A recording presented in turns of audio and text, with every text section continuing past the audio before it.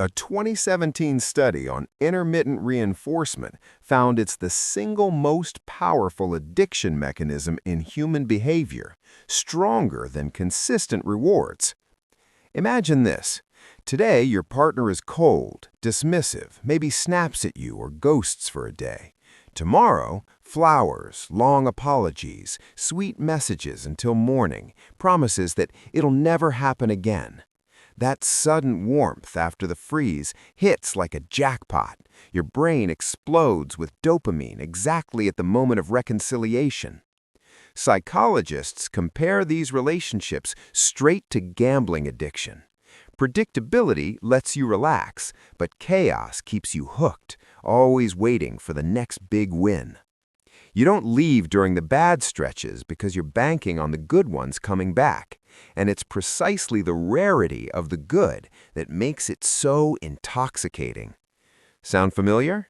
When it's awful, you think about leaving. When it suddenly gets good again, you wonder why you were even upset.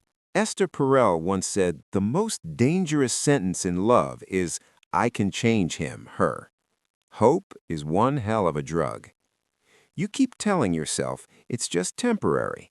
They're stressed right now. If I become more patient, softer, understanding, we'll get back to how it was in the beginning."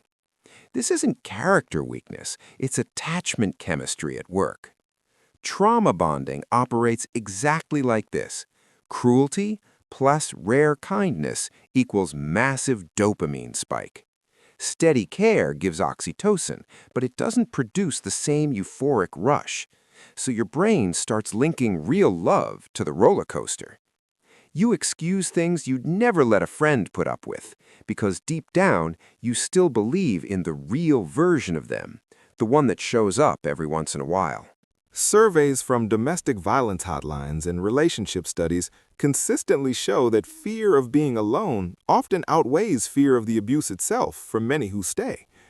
Picture waking up tomorrow with no messages, no plans, no one to share even the small stuff with.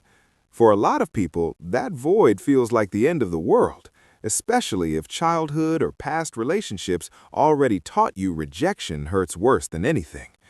Attachment theory explains it clearly. If you grew up with unpredictable caregivers, chaotic love feels like home. People with anxious attachment styles leave much more slowly. Separation registers as a life-threatening catastrophe.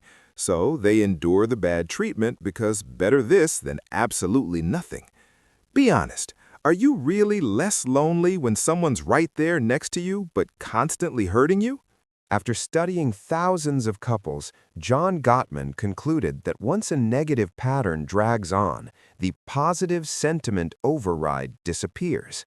People stop seeing good intentions even when they're present. Over time, bad treatment erodes your self-worth. Criticism, devaluation, gaslighting, silent treatment, it all slowly convinces you, maybe I really am like this. You start thinking you provoke it, that you're too sensitive, that you somehow deserve it. Research on emotional abuse shows victims begin blaming themselves faster than victims of physical abuse because there are no visible bruises, no proof.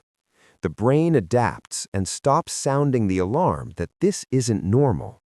The longer you stay in it, the harder it becomes to believe anyone else could treat you with real respect. You've simply forgotten what that feels like. The sunk cost fallacy doesn't just apply to money. A 2021 study in Personality and Social Psychology Review confirmed that the more you've invested in a relationship, the tighter it holds you, even when you're miserable. Years together, shared friends, rented apartment, loans, kids, memories of first trips, private jokes only the two of you get. Leaving means burning all of that down. I've put in so much. How can I just walk away? Emotionally, it's torture. Your mind invents 1,000 reasons to stay just to avoid admitting the investment was a bust. But the data is brutal.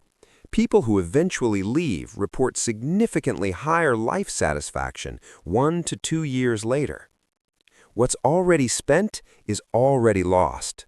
The real loss is continuing to pour more in.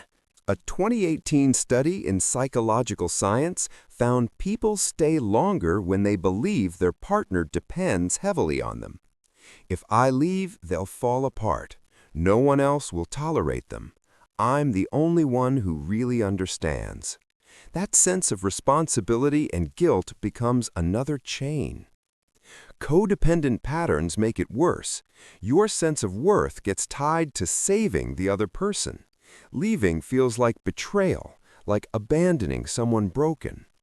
But psychology is crystal clear. You cannot heal someone who refuses to change, and the attempt will drain you to empty. Friends see it from the outside. Why are you still putting up with this? Inside, the loop spins. I'm the strong one. I have to hold on. From an evolutionary psychology perspective, our ancestors survived by reading the tiniest danger signals in the tribe. In modern relationships, that same system glitches hard on intermittent reinforcement. Your brain screams run at the threat, then immediately stay at the affection. The conflicting signals create hypervigilance. You're constantly scanning for the next shift. Anxiously attached people are especially vulnerable. Breaking up feels like a threat to survival itself. This isn't masochism, it's ancient survival programming stuck in the wrong environment. Your body remembers love equals unpredictability. That's why steady kindness can feel suspicious or even boring. One last finding from long-term relationship research. Couples who deliberately introduce resets, therapy, firm boundaries, temporary separate living, break toxic cycles in up to 40% of cases when both people actually commit to the work. You're not doomed if you're reading this right now. The mechanisms that trap you in bad treatment are incredibly strong, but they're not invincible. Seeing the intermittent hooks, the sunk costs, the attachment fears, that's already the first crack. Real change begins the moment you stop waiting for them to fix it and start protecting your own peace.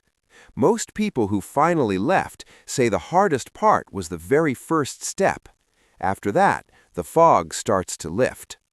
Drop in the comments, what's one thing you've excused that you would never let a close friend endure? If this hit home, smash the like and subscribe. We're breaking down why relationships really hurt. No sugarcoating.